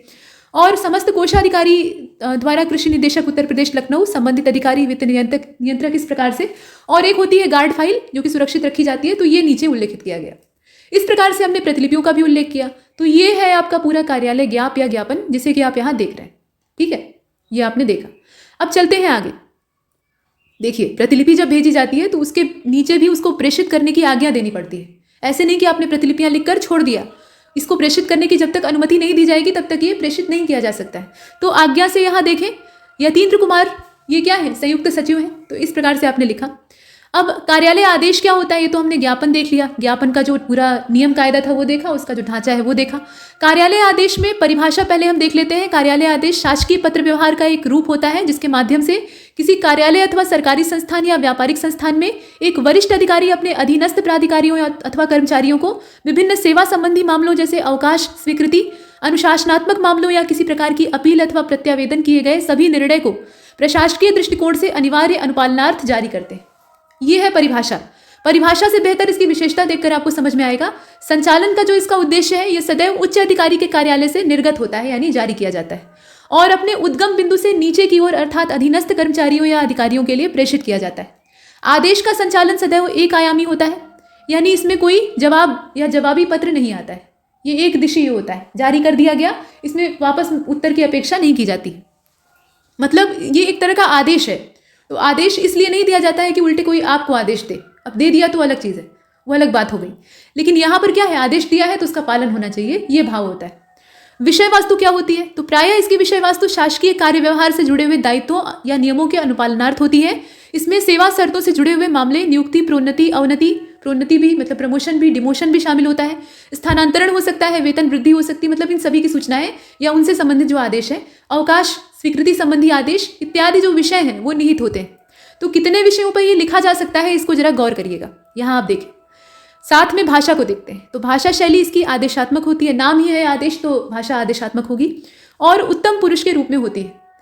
किसी संबोधन समापन सूचक शब्द का अभाव होता है। ये प्रायः नियत या औपचारिक रूप से लिखे जाते हैं, मतलब इसमें औपचारिकता होती है। तो देखिए, जिन पत्रों की भाषा आदेशात्मक होती है उनमें बहुत ही सधी हुई भाषा में और बहुत ही अनुशासन के साथ लिखना आवश्यक होता है, मतलब औपचारिकता का पालन किया जाता है। अब इसके बाद आगे चलते हैं। यहाँ आप देखें अन्य क्या चीज़ें, तो इसका पालन प्रभावी कार्यालय में अथवा संबंधित कर्मचारियों अधिकारियों हेतु अनिवार्य होता है, अन्यथा के अभाव में दंडात्मक या अनुशासनात्मक कार्यवाही किए जाने की अपेक्षा होती है। मतलब कोई अगर आपका ऑर्डर फॉलो नहीं करता है, कोई अधीनस्थ आपसे बराबर वाला या बड़ा वाला नहीं, आपके अधीनस्थ अगर आपकी आज्ञा नहीं मानते हैं तो आप क्या करेंगे, उनके खिलाफ जो अनुशासनात्मक कार्यवाही है वो करेंगे या उन्हें दंड देंगे, कुछ भी करेंगे, मतलब कुल मिलाकर सजा देंगे। तो वो चीज़ यहाँ भी है। अब देखें, यह जारीकर्ता कार्यालय के नियमित कर्मचारियों या अधिकारियों पर ही प्रभावी होता है। ऐसे संविदा कर्मचारियों पर भी इसका प्रभाव होता है। यहाँ थोड़ा सा बारीकी पर ध्यान दीजिएगा। ऐसे संविदा कर्मचारियों पर भी इसका प्रभाव होता है जहाँ संविदा की पूर्ण शर्त के रूप में इस आशय का उल्लेख किया जाता है। मतलब संविदा की जब शर्त तय की जाती है, संविदा का मतलब क्या है कि आपको एक तय समय के लिए काम दिया गया है, उसके बाद आपका काम जो काम का उद्देश्य है वो खत्म हुआ तो आपको विदा कर दिया जाएगा। मतलब ये हंसने के लिए बताया गया, लेकिन संविदा का मतलब यही है, कॉन्ट्रैक्ट होता है एक तरह का। तो कॉन्ट्रैक्ट में सारी चीज़ें पहले से तय की जाती हैं, है ना, मतलब नियम कायदे पहले तय होते हैं। ये नहीं कि पहले पैसे का लेन देन हो गया और ये चीज़ें बाद में बताई जा रही, ऐसा नहीं होता। तो संविदा में भी अगर इन चीज़ों का जिक्र किया गया कि भाई कार्यालय आदेश अगर कोई आएगा तो वो आपके लिए भी होगा, तो पालन करना आवश्यक होता है। अगर उसमें ऐसा कोई कॉन्ट्रैक्ट में जिक्र नहीं किया गया है तो नहीं करना होता है। अब देखें, अस्थायी और दैनिक वेतनभोगी कर्मचारियों पर प्रायः इसका प्रभाव शून्य होता है। अगर वो उसके दायरे में आते हैं तो हो भी सकता है, इसलिए प्रायः शब्द का इस्तेमाल किया गया है कि ज़्यादातर मामलों में नहीं होता है। और इसका प्रभाव क्षेत्र जारीकर्ता पदाधिकारी के कार्यालय और उसके अधीनस्थों तक ही सीमित रहता है। ये नहीं कि वो अपने से सीनियर को भेज दिया। आदेश किसको आप दे सकते हैं, अपने से छोटे को दे सकते हैं, बराबर वाले से कह सकते हैं और बड़े से विनती कर सकते हैं, यही तरीका होता है। तो उसी तरीके का यहाँ पालन किया जाता है। अब कार्यालय आदेश और कार्यालय ज्ञाप, इन दोनों के बीच का अंतर बहुत तेज पूछता है, तो मुख्य अंतर जान लीजिए। देखिए, दोनों पत्राचार के प्रकारों के एक महत्वपूर्ण अंग है, मतलब प्रकार है आप कह सकते हैं। कार्यालय आदेश का प्रयोग कार्यालय के आंतरिक प्रशासन संबंधी अनुदेशों को जारी करने के लिए किया जाता है, जबकि कार्यालय ज्ञापन का प्रयोग सरकारी विभागों के आपसी पत्राचार के लिए किया जाता है। यही मुख्य अंतर है। विशेष यहाँ कुछ लिखा हुआ है कि भारत सरकार द्वारा प्रयोग किए जाने वाले कार्यालय ज्ञापों में विषय लिखने का प्रचलन है। ठीक है, जो कार्यालय ज्ञाप जारी किए जाते हैं, अभी पीछे हमने देखा है, तो इसमें क्या किया जाता है कि पहले विषय लिख दिया जाता है। हालांकि उत्तर प्रदेश के विभागों द्वारा प्रयोग किए जाने वाले कार्यालय ज्ञापों में विषय नहीं लिखा जाता है। तो आपको अभी काम किससे है? उत्तर प्रदेश सरकार से है। ठीक है, उत्तर प्रदेश सरकार भी केंद्र सरकार के ही अधीन है, लेकिन यहाँ मूल रूप से आपको काम इसी से निकालना है, तो इसी के हिसाब से करिएगा, मतलब विषय मत लिखिएगा। तो यहाँ तक हमने किया। अब इसके बाद यहाँ देखें, एक आदेश का जो प्रारूप है या उदाहरण है वो प्रस्तुत है। देखिए, प्रारूप जो है वो भी दो तरह के होते हैं। एक तो रिक्त प्रारूप होता है, जिसमें कि आपको सिर्फ रिक्त स्थान छोड़ देना होता है, पूरा डिजाइन बस तैयार करके, और एक लिखित प्रारूप होता है, उसमें भरना पड़ता है। अब यहाँ ये नमूना है। तो कार्यालय जिला मजिस्ट्रेट कानपुर नगर, यहाँ आप देख रहे हैं कार्यालय जिला मजिस्ट्रेट कानपुर नगर, पत्रांक संख्या 3755। तो ये पत्रांक आप अपने हिसाब से भी डाल सकते हैं। OSD DM कानपुर /COVID-19 2020, ये हो गया पत्रांक। दिनांक आपका इधर हमेशा रहता है, सदैव यहाँ डालिएगा, कभी भी इस साइड में दिनांक नहीं डालते, या तो ऊपर डाल दिया और नहीं तो साइड में दाहिनी ओर। उसके बाद जैसे आपने कार्यालय ज्ञाप हेडिंग डाली थी, वैसे ही यहाँ हेडिंग डालेंगे आदेश, ठीक है, या कार्यालय आदेश, जैसी प्रवृत्ति है उस हिसाब से। अब आदेश क्या है, उसको सीधा सीधा यहाँ बिना किसी विषय संबोधन के ऐसे ही लिखना चालू कर दिया गया। तो गृह मंत्रालय भारत सरकार के आदेश संख्या 43/2020 DM 1A, यहाँ क्लॉज ए है, दिनांक 17/5/2020 एवं मुख्य सचिव उत्तर प्रदेश शासन गृह गोपन अनुभाग 3 के पत्र संख्या 924/2020 CX3 दिनांक 18 मई 2020 के द्वारा जारी। मतलब दो यहाँ पत्रों का वो लिया गया है, मतलब संलग्नक के तौर पे उन्हें इस्तेमाल किया गया है और संदर्भ उन्हीं का लिया गया है। ठीक है, मतलब दोनों जो पत्र यहाँ जारी किए गए हैं उनको ध्यान से देखिएगा। एक तो आदेश है और दूसरा क्या है, यहाँ पर ये जो दिशा निर्देश जारी किया गया था उसके संदर्भ में बात कही गई है, तो वो पत्र संख्या यहाँ लिखा गया है। तो उन दोनों को आप यहाँ संदर्भ के तौर पे इस्तेमाल कर रहे हैं। और साथ में कहा गया है कि इन पत्रों के द्वारा जो जारी निर्देश थे उनके अनुपालन में COVID-19 महामारी के रोकथाम हेतु जनपद कानपुर नगर में लॉकडाउन दिनांक 31 मई 2020 तक लागू। मतलब उसमें जो निर्देश दिए गए थे उसी के आधार पे या उसी के अनुपालनार्थ यहाँ जो प्रेषित किया गया है। तो इसमें 2020 का जो मई का महीना है, 31 तारीख यानी एकदम पूरा मई का महीना, वहाँ तक लॉकडाउन के जो प्रावधान है, मतलब उसकी जो पाबंदियां हैं वो लागू हैं। लॉकडाउन की अवधि में जो विवाह समारोह और अंतिम संस्कार के कार्यक्रम है उस हेतु अनुमति दिए जाने से संबंधित क्षेत्रीय मजिस्ट्रेटों को जो प्रावधान है वो अधिकृत किए गए हैं। संबंधित क्षेत्रीय मजिस्ट्रेटगण COVID-19 के प्रावधानों और गृह मंत्रालय भारत सरकार तथा उत्तर प्रदेश शासन द्वारा जारी निर्देशों के आलोक में वर्णित शर्तों के अधीन संबंधित थानाध्यक्ष से आख्या प्राप्त करके अनुमति निर्गत करना सुनिश्चित करेंगे। मतलब कितने लोग शामिल होंगे, क्या व्यवस्था होगी, क्या नहीं करना है, कोविड के चलते कहाँ कहाँ पाबंदियां लगानी है विवाह समारोह या अंतिम संस्कार की जो विधियां हैं उसमें, तो इन सब का निर्धारण कौन करेगा? ये स्थानीय जो मजिस्ट्रेट है वो करेंगे। और उसके संबंध में यहाँ जो जिला थाना है उसको भी इन्वॉल्व किया गया है। तो वो सब बातें, और इस आदेश का पालन कड़ाई से सुनिश्चित किया जाएगा। यहाँ कठोरता होती है, आदेश हमेशा कठोर होता है। अब नीचे आप देखें, इसमें यहाँ पर डॉक्टर ब्रह्मदेव राम तिवारी, ये जिला मजिस्ट्रेट कानपुर, ठीक है, इनका हस्ताक्षर। तो यहाँ आप हस्ताक्षर खुद मत करने लगेगा, हस्ताक्षर ऐसे लिखकर ऐसे ब्लैंक स्पेस छोड़ देंगे। प्रतिलिपि किसको किसको भेजी जाएगी? किसी एक व्यक्ति को तो आप आदेश दे नहीं रहे हैं, इसमें कई सारे जो अमले हैं और विभाग हैं वो शामिल हैं। तो देखिए, आवश्यक कार्यवाही हेतु प्रेषित किसको भेजी गई है? तो आप देखिए, आयुक्त महोदय कानपुर मंडल कानपुर को सादर सूचनार्थ। इसके अलावा मुख्य कार्यपालक अधिकारी UPSIDC नोडल अधिकारी कानपुर को सादर सूचनार्थ। सादर सूचनार्थ का मतलब क्या? यहाँ आप आदेश नहीं दे रहे हैं बल्कि उन्हें जानकारी सिर्फ दे रहे हैं कि ये आदेश मैंने जारी किया है। तो आदेश कहीं उनको ऐसा न लगे कि मुझे ऑर्डर दिया जा रहा है, इसलिए उनके संदर्भ में सादर सूचनार्थ, मतलब उनको सिर्फ आदरपूर्वक सूचना दी गई, आदेश नहीं दिया गया। अब आदेश किसके किसके लिए है? तो DIG SSP कानपुर नगर, नगर आयुक्त नगर निगम कानपुर, मुख्य विकास अधिकारी कानपुर नगर, समस्त अपर जिला मजिस्ट्रेट नगर कानपुर, मतलब कानपुर नगर वही बात है, इनको आवश्यक कार्यवाही हेतु प्रेषित। नगर मजिस्ट्रेट, समस्त अपर नगर मजिस्ट्रेट और समस्त उप जिला मजिस्ट्रेट कानपुर नगर, नोडल अधिकारी, उप निदेशक सूचना, ये सब कानपुर नगर, और जिला सूचना विज्ञान अधिकारी कानपुर नगर। इन लोगों को आदेश के फॉर्मेट में ही भेजा गया है। सूचनार्थ यहाँ जो भेजा गया है वो सिर्फ ऊपर के जो 3 लोग हैं उनके लिए। अब इसके बाद माफ कीजिएगा, 2 लोगों को यहाँ सूचनार्थ भेजा गया है, बाकी जो है उनको पालनार्थ भेजा गया है। तो इन्हें आप देख रहे हैं। प्रतिलिपियां आवश्यक नहीं है कि सिर्फ पालन करने के लिए भेजी जाए, कभी कभी अवेयरनेस के लिए भी भेजी जाती। आगे बढ़ते हैं, यहाँ आज्ञा से जिला मजिस्ट्रेट कानपुर नगर, इस प्रकार से आपने लिखा। नेक्स्ट, परिपत्र को देखते हैं। तो यदि किसी मंत्रालय या विभागीय कार्यालय को अपने अधीनस्थ कार्यालयों या कर्मचारियों से कोई सूचना मांगनी हो या मंगानी हो, मतलब वही बात है, तो ऐसी कंडीशन में परिपत्र को जारी किया जाता है। सरकारी आदेशों या अनुदेशों की सूचना देनी हो तो भी परिपत्र का इस्तेमाल किया जाता है। मतलब लेन देन दोनों के लिए इस्तेमाल किया जा सकता है, इसको आप समझें। यह प्रायः आंतरिक होता है। इसका प्रयोग उसी मंत्रालय या विभाग या कार्यालय तक सीमित होता है जहां पर इसे किया जा रहा है, मतलब जिस दायरे में इसको रखा गया है। एक मंत्रालय, विभाग या कार्यालय के परिपत्र में दी गई हिदायतों को मानने के लिए दूसरा मंत्रालय या विभाग बाध्य नहीं होता है, मतलब इसका दायरा एक सीमित सीमा में होता है। यदि जारी परिपत्र के अनुदेशों को दूसरे विभाग या कार्यालय को अपने कर्मचारियों पर लागू करना हो तो दूसरे विभाग के कार्यालय को अलग से परिपत्र जारी किया जाता है। मतलब एक ही परिपत्र में हम सबको नहीं निपटा सकते हैं, एक सीमित क्षेत्र के विभाग के दायरे को ही निपटा सकते हैं। प्रयोजन क्या होता है? हालांकि प्रयोजन को हमने पीछे ही देख लिया, लेकिन फिर भी प्रयोजन सरकारी नियमों या अनुदेशों को आवश्यकता अनुसार कार्यालय के अधीनस्थ कर्मचारियों को सामान्य रूप से सूचित करने के उद्देश्य से होता है और इसलिए इसे पत्राचार का रूप नहीं माना जाता है। मतलब सूचना देना इसका उद्देश्य है, इसमें और कोई उद्देश्य निहित नहीं होता है। तो ये पत्र का कोई वैसा फॉर्मेट है नहीं और परिपत्र से किसी भी प्रकार के उत्तर की अपेक्षा अनिवार्य नहीं होती है। पत्र का मतलब क्या होता है? पत्र का मतलब ये होता है कि आप कोई चीज़ लिख कर भेज रहे हैं तो उसका जवाब भी आ सकता है। यहाँ जवाब की अपेक्षा ही नहीं की जा रही है, तो ऐसा तो पत्र नहीं होता है और इसीलिए इसको पत्र का फॉर्मेट नहीं माना जाता है। यदि किसी व्यक्ति विशेष को कोई आदेश या अनुदेश देने हो या कोई सूचना प्राप्त करनी हो तो परिपत्र का प्रयोग नहीं करके आदेश का प्रयोग किया जाता है, क्योंकि इसमें हम जवाब की अपेक्षा ही नहीं कर रहे हैं। और अगर हम सूचना मांग रहे हैं तो फिर यहाँ जवाब की अपेक्षा की जाएगी, तो ये परिपत्र नहीं हो सकता, फिर ये आदेश है। इस प्रकार से हमने देखा। अब यहाँ देखें विशेषताएं। तो परिपत्र को पत्राचार का रूप नहीं माना जाता है। क्यों नहीं माना जाता है वो आपने पीछे देखा। और परिपत्र में किसी भी प्रकार के उत्तर की अपेक्षा नहीं की जाती। नेक्स्ट, यहाँ देखिए एक परिपत्र लिखा हुआ है और इस परिपत्र में प्रेषक कौन है? तो प्रेषक का नाम यहाँ थोड़ा धुंधला है और बल्कि पूरा पत्र ही थोड़ा ब्लर है, कोई बात नहीं, दिखाई दे रहा है। प्रेषक का नाम यहाँ देखें, ये पद नाम इनका असल में दिया है। तो प्रमुख सचिव, यहाँ अ ब स भी हो सकता था लेकिन नहीं दिया है, कोई दिक्कत नहीं। प्रमुख सचिव कृषि, उत्तर प्रदेश शासन, लखनऊ, ये है भेजने वाले। अब किसको भेजा गया है? तो समस्त जिलाधिकारी जो उत्तर प्रदेश के जिलों के हैं उन्हें भेजा गया है। पुलिस कमिश्नर लखनऊ और गौतम बुद्ध नगर जो संबंधित जिले हैं उनको भेजा गया है। और समस्त वरिष्ठ पुलिस अधीक्षक उत्तर प्रदेश, उनको भेजा गया है। मतलब 3 जने को सामूहिक तौर पर यह परिपत्र जारी किया गया है और परिपत्र की जो संख्या है वो यहाँ पर दी गई साइड में, हमेशा दाहिनी ओर, या तो बीच में लिखिए या दाहिनी ओर लिखिए। ये 2 जगहें होती हैं, इस साइड में नहीं लिखा जाता है।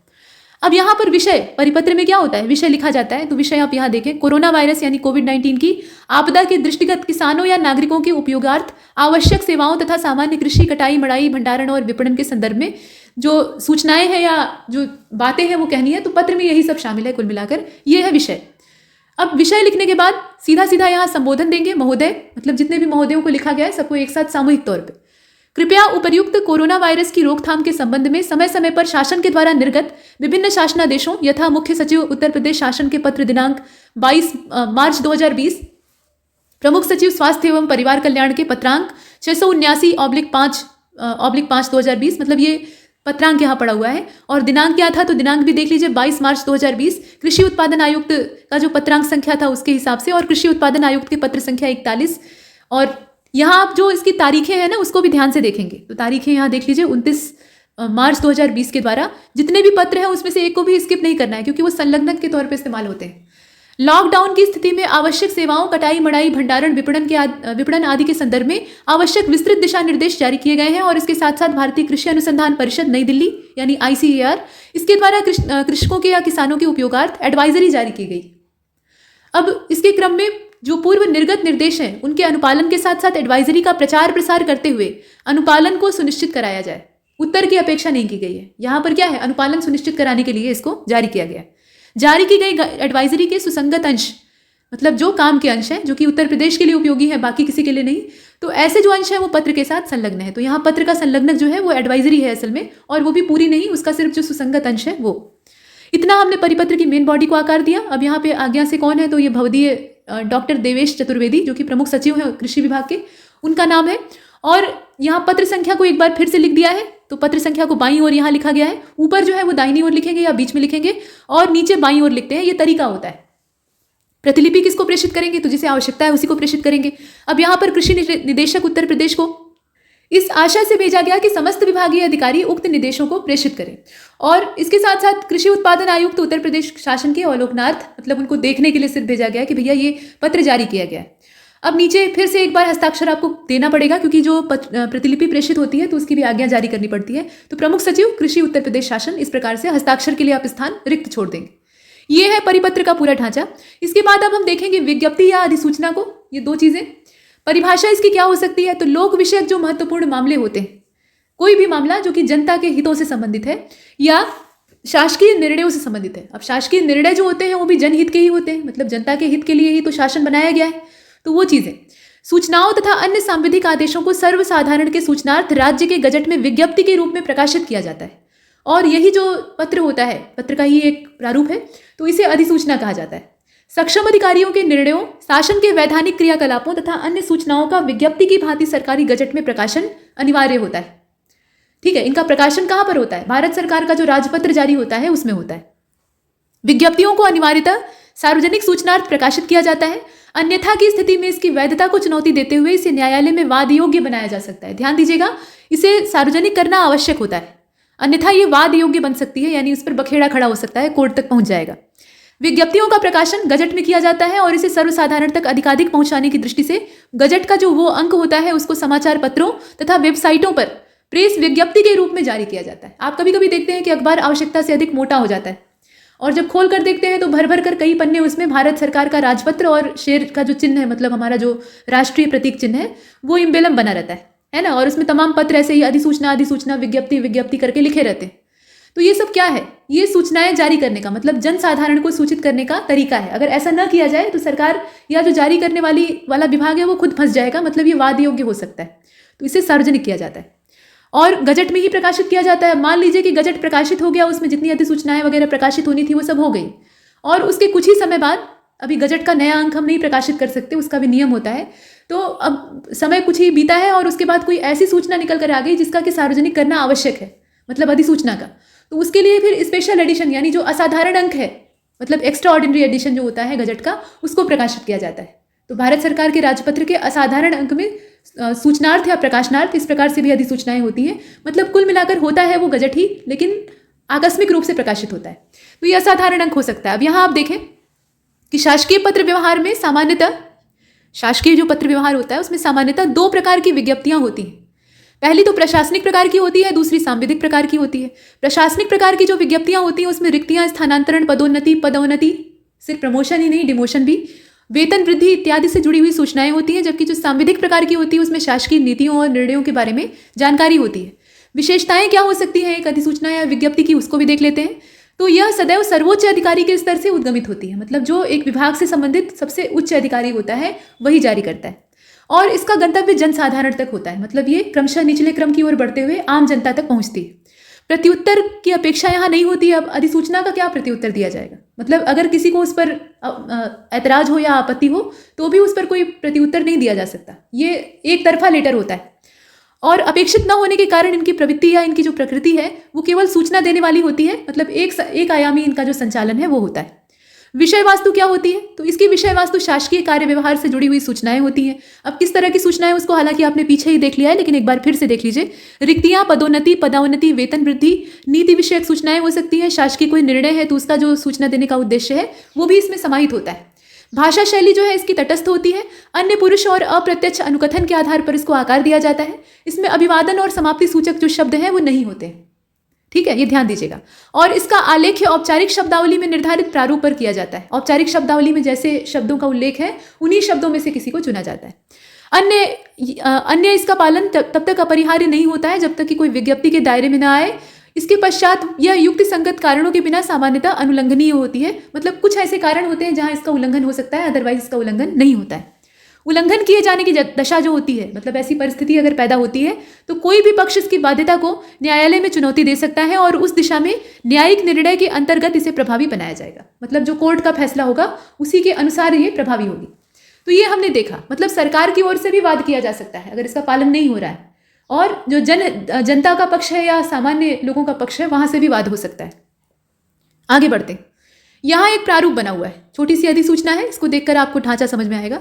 छोटा इसलिए किया गया ताकि आप एक बार पूरा इसका ओवरव्यू ले सकें। यहाँ देखिए, ये है पूरा उत्तर प्रदेश शासन की ओर से ये जारी की गई है। सामान्य प्रशासन अनुभाग, संख्या यहाँ जो अधिसूचना की संख्या है वो डाली गई है GI 064/3/2019 इस प्रकार से, और स्थान है लखनऊ, 19 नवंबर 2019। ये सब ऊपर लिखा जाता है एकदम बीचों बीच, और उसके जरा सा नीचे थोड़ा सा स्पेस छोड़कर एक लाइन का बीच में हेडिंग डालते हैं अधिसूचना, और उसके बाद फिर एक लाइन की जगह छोड़कर यहाँ से पूरी जो मेन बॉडी अधिसूचना की है उसको लिखते हैं। ये होता है ढांचा। तो ढांचे में कुछ ज़्यादा रॉकेट साइंस नहीं है, आराम से समझ में आ जाएगा।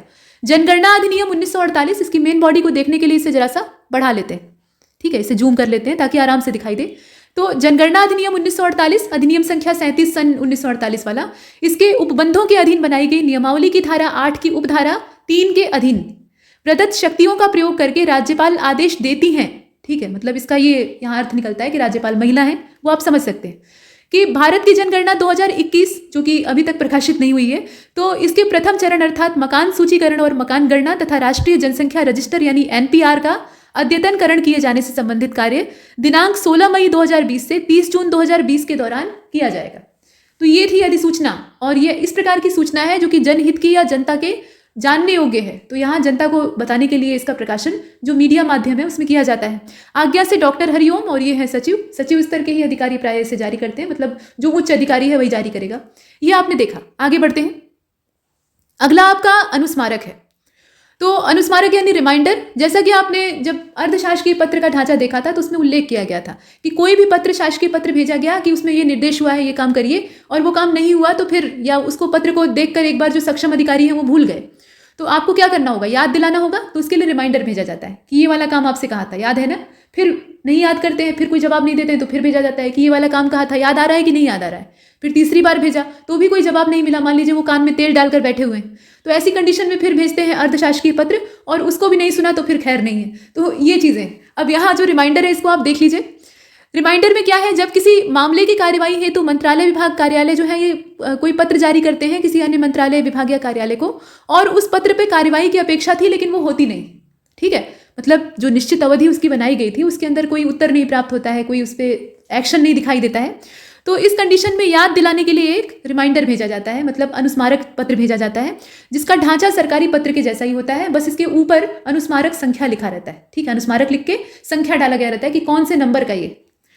अब ध्यान आकर्षित कराने या याद दिलाने के लिए ये पत्र भेजा जाता है। इसकी जो भाषा होती है वो बिल्कुल शासकीय पत्र जैसी होती है, और भाषा ही क्यों, ढांचा भी बिल्कुल वैसा ही होता है। परिभाषा क्या है, तो परिभाषा अनुस्मारक के हिसाब से यहाँ अगर आप देखें तो अनुस्मारक से तात्पर्य किसी प्राधिकारी को किसी मामले में किसी कार्यवाही के विषय के स्मरण दिलाने से संबंधित होता है। ये होता है शासकीय पत्र ही असल में, ठीक। कि यहाँ आप नीचे जो इसका बड़ा वाला पैराग्राफ है इसको जरा ध्यान से देखिए, इसमें कुछ अच्छी बातें कही गई। यदि किसी कार्यालय अथवा प्राधिकारी के समक्ष कोई मामला पर्याप्त समय तक लंबित रहता है तो कार्यवाही या कार्रवाई विषयक अनुस्मारक भेजा जाता है, वो आवश्यक हो जाता है, नहीं तो जो काम है वही लटक जाएगा। अब इसका अपना कोई निश्चित प्रारूप नहीं होता है, बल्कि इसे शासकीय जो पत्र होता है उसी के ढांचे पर ढालकर और वैसे ही भेज दिया जाता है। इसका प्रारूप भी भेजे गए प्रारूप के ही अनुकरणीय होता है, ठीक है। आशय यह है कि अगर अनुस्मारक भेजे जाने से पहले कोई शासकीय पत्र भेजा गया था और निश्चित रूप से भेजा गया होगा तभी तो रिमाइंडर भेजा जा रहा है, तो अनुस्मारक उसके बाद भेजा जा रहा है तो उस अनुस्मारक का प्रारूप उस शासकीय पत्र के प्रारूप के जैसा ही होगा, ठीक है। यदि अनुस्मारक भेजे जाने से पहले कोई परिपत्र या अर्धशासकीय पत्र भेजा गया था तो अनुस्मारक उसके बाद भेजा गया है तो अनुस्मारक का जो प्रारूप है वो उस परिपत्र या अर्धशासकीय पत्र के प्रारूप के समान होगा। लेकिन आमतौर पर इसका जो ढांचा है, ज़्यादा प्रचलित जो ढांचा है वो शासकीय ही होता है। अर्धशासकीय वाले में इस तरह का प्रारूप लगाने की नौबत कम ही आती है, ठीक है, मतलब इस तरह का जो रिमाइंडर है लगाने की नौबत कम आती है, तो वो उतना प्रचलन में नहीं है। लेकिन ये याद रखिएगा कि जिस पत्र के संबंध में याद दिलाने के लिए इसको भेजा जा रहा है उसी के पत्र, मतलब उसी पत्र के प्रारूप के नकल करके ही अनुस्मारक को तैयार किया जाता है, मतलब उसी ढांचे पर। अब इसमें एक चीज़ कही गई है कि संबोधन तथा समापन इत्यादि भी उसी पत्र प्रारूप के हिसाब से होता है। विशेषताएं क्या होती हैं? विशेषता ये होती है कि अनुस्मारक पत्र जो है इसमें सदैव उसी प्राधिकारी के समक्ष इसको भेजा जाता है जिसके समक्ष पूर्व में कोई वादे या प्रकरण लंबित हो, मतलब जो काम लटकाया है उसी को भेजेंगे, किसी तीसरे को तो भेजेंगे नहीं। और विषय वास्तु कैसी होती है, तो विषय वास्तु में आप लंबित कार्यवाही का संक्षिप्त विवरण देंगे कि मतलब ये वाला काम था, ये आपको बोला था, आपने ध्यान नहीं दिया, और फिर शीघ्र निराकरण हेतु उसके बारे में कहेंगे कि मतलब इसका शीघ्र निदान करिए समय रहते हुए। ये सब चीज़ें। भाषा शैली कैसी होती है, तो इसकी अपनी कोई भाषा शैली नहीं होती। जब प्रारूप ही अपना नहीं है तो भाषा शैली अपनी कैसे हो सकती है? अगर ये शासकीय पत्र के रिमाइंडर में भेजा जा रहा है, मतलब उसके बदले में भेजा जा रहा है, तो शासकीय पत्र की भाषा होगी। अगर अर्धशासकीय पत्र के याद दिलाने के लिए भेजा जा रहा है तो उसकी भाषा हो जाएगी।